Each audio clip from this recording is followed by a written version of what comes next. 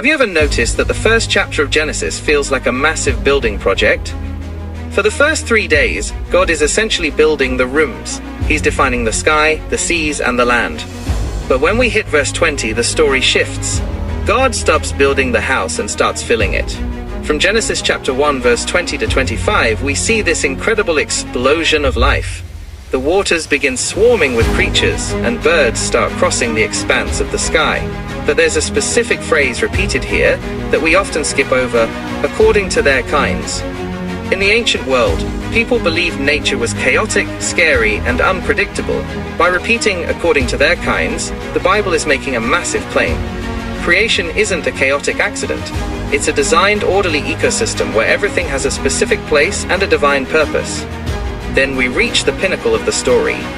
God doesn't just speak humanity into existence from a distance like he did with the plants. He is depicted as being intimately involved in our beginning, giving us a unique job to reflect his character to the rest of the world. After this, for the first time in the story, he doesn't just call it good, he calls it very good.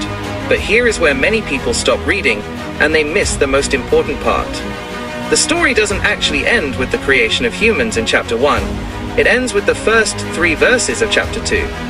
It ends with rest. In almost every other ancient creation myth, gods created humans because the gods were exhausted and wanted slaves to do their manual labor. But the God of the Bible does the exact opposite.